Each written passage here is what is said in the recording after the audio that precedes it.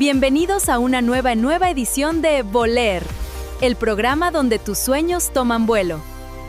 Ocasión aquí en Revista Voler, pues tenemos a un invitado pues de primer nivel que ha tenido muchas obras, y en esta ocasión vamos a hablar sobre una muy interesante que es Historia conceptual en el Atlántico Ibérico, lenguajes, tiempos, revoluciones, y creo que siempre estamos revolucionando. Pues bienvenido, maestro. Yo digo que es un maestro porque es un maestro de la literatura. Pues no podemos ocultar esta parte de nuestra historia y ver este libro de historia que muchos dirán qué aburrido, otros no, otros dirán tenemos mucha política. Pero la primera pregunta, ¿por qué empezar y este libro que lleva pues tantas cosas de lenguaje, que a veces ocupamos muy poco el lenguaje, desafortunadamente, a pesar de que tenemos un lenguaje tan rico, ¿no? ¿Por qué comenzar con esta parte? Interesado mucho el lenguaje, el estudio de la lengua, no solamente en este caso del español, también de otras lenguas próximas como el portugués. Por eso hablamos de Atlántico Ibérico, no solamente de la lengua española, sino también de la lengua portuguesa, que se ha extendido también muchísimo en Brasil, evidentemente, en otras partes del mundo. Y entonces, a través del estudio de la lengua, de la evolución de la lengua, se puede estudiar el pasado, los significados que en el pasado se daban a términos que hoy día se usan en un sentido distinto. Y algunos se han dejado de usar. O sea, la lengua es una entidad viva, siempre hay nuevas palabras que nacen, neologismos, otras palabras que mueren, que dejan de usarse. Y me ha parecido siempre que estudiar el pasado de la lengua es muy importante para los historiadores. El mundo moderno, es decir, lo que solemos llamar la modernidad, nace, pues se puede remontar al Renacimiento, al siglo XVI, a la llegada, en este caso, de los españoles a América, etcétera, pero tiene que ver sobre todo con los cambios que tienen lugar a finales del siglo XVIII y a principios del siglo XIX, que es cuando se producen las revoluciones de independencia, es decir, lo que antes era continentes unidos por imperios, o sea, el imperio español, el imperio portugués, etcétera, en el cual las lenguas y las formas de vida eran comunes a todos, a la gente, en este caso de la Nueva España y de la Vieja España, compartíamos muchos elementos culturales, la lengua y otras cosas. Ahora seguimos compartiéndola, pero ha habido cambios muy importantes entre ese momento, entre el siglo XVI y ahora. Y esos cambios fundamentales tienen lugar en la época, como digo, de lo que se llama las independencias, por ejemplo, el Grito de Dolores, los comienzos de la independencia en 1821, todo el siglo XIX tan movido. Entonces se estudia, en este libro estudiamos los cambios en la lengua y los cambios en la lengua política, sobre todo, y en la forma de entender el tiempo también a lo largo de estos siglos, hasta llegar a finales del siglo XIX. O sea, básicamente yo trabajo aquí siglos XVIII y siglo XIX, no llego hasta el presente. O sea, sé que, por ejemplo, en el caso de México, la revolución mexicana por excelencia, obviamente es la de 1910, quedaría un poco fuera de ese foco, pero el momento de la independencia es también fundamental, ¿no? O el momento de la reforma, como todos ustedes saben, ¿no? En los años 50, etcétera. Entonces, todo eso, digamos, solo me ocupo en ese libro de una parte de la historia que es el siglo XVIII y el siglo XIX. ¿Cuál ha sido uno de los retos al hacer este libro cuando empezó a hacerlo? No, realmente ha sido un trabajo de muchos años, esa es la verdad. O sea, yo he publicado otros libros en el camino, pero este es uno de los libros fundamentales, que digamos un libro que yo considero que es parte de una obra de media vida, ¿no? de 30 años de trabajo, que nunca se hubiera podido hacer solo como Javier Fernández Bastián, ¿no? Como mi persona, sino que es el resultado de un trabajo colectivo. Es decir, lo he escrito yo, pero antes de esto se han publicado varios volúmenes de diccionarios iberoamericanos de historia conceptual, en la que hemos colaborado más de 1,5 centenar de investigadores, entre ellos muchos mexicanos de primerísimo nivel, historiadores de primer nivel, argentinos, colombianos, españoles, digamos peruanos, en fin, de muchos países, brasileños, y hemos colaborado durante muchos años en hacer otros libros que hemos publicado como diccionarios, y de alguna forma este libro sintetiza un poco todo ese trabajo. Es decir, aunque lo he escrito yo, insisto, nunca hubiera sido posible sin un sustrato de trabajo colaborativo entre muchas personas que hemos trabajado para que, digamos, de alguna forma este libro es una síntesis del trabajo colectivo de muchas personas y del mío propio, por supuesto. Y este libro está más pensado porque siendo el autor, pues a veces pensamos para nuestros lectores, ¿no? ¿Quién nos va a leer? ¿Cuál va a ser el público objetivo? Y en primera instancia, ¿para quiénes serían y quiénes lo pueden leer? Hombre, a un cierto nivel el libro puede interesar a un amplio público, todo aquel que tenga una cierta inquietud por las cuestiones históricas, políticas, del lenguaje, hay muchas maneras, incluso de las imágenes, porque también tiene un apartado de imágenes, digamos, figuras de cultura visual, ¿no? Pero vamos, todo aquel que se interese por el tema, yo qué sé, de los conceptos, de las metáforas, del cambio en el lenguaje político, mucha gente. Ahora, evidentemente para mí está pensado más bien para estudiantes de historia, para personas que trabajan y que tienen inquietudes que tienen que ver con el pasado, con el estudio del pasado y con el estudio de la política y del lenguaje. Esos son los ejes fundamentales.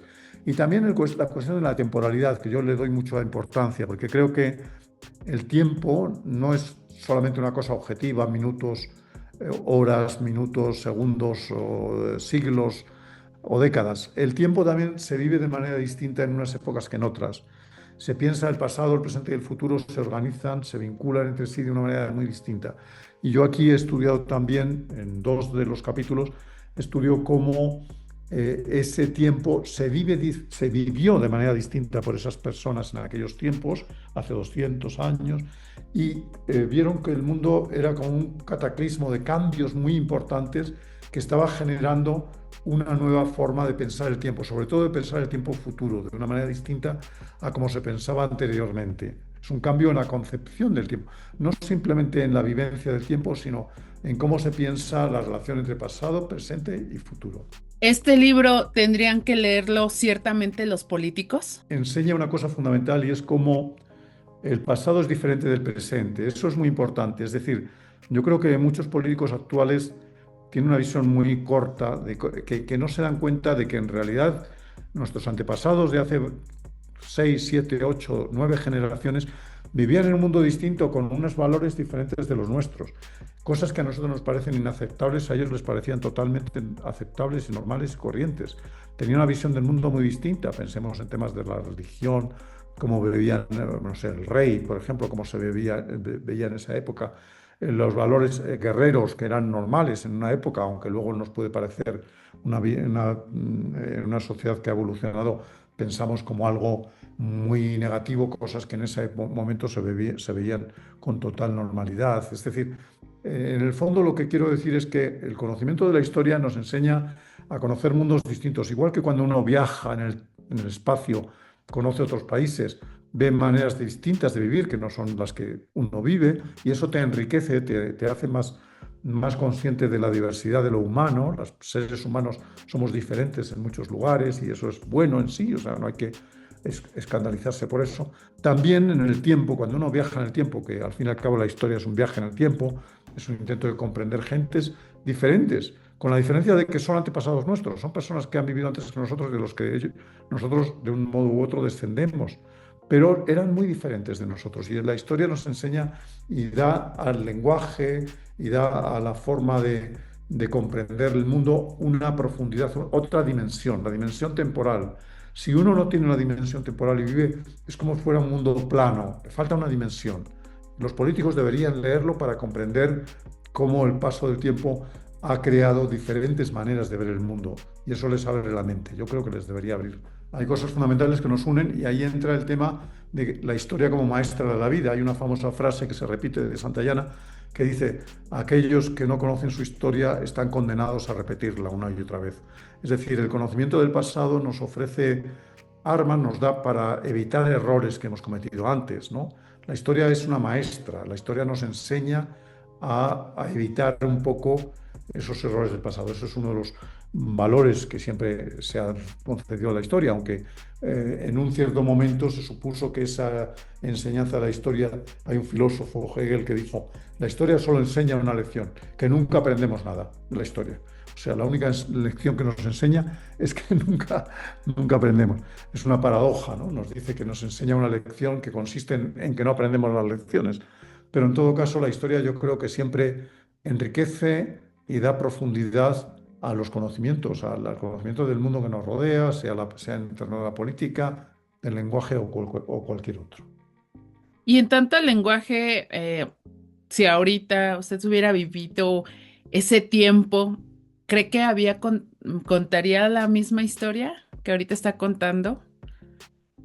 No, es muy distinta, porque los políticos acostumbran a manipular el pasado para dar una imagen favorable a lo que ellos quieren. Es decir, maquillan el pasado y lo transforman en armas para combatir a sus enemigos políticos o cualquier cosa. Es decir, no tienen una inquietud como tenemos los historiadores de buscar el pasado de una manera más auténtica. No nos interesa para manipular a la gente, nos interesa para conocer el pasado.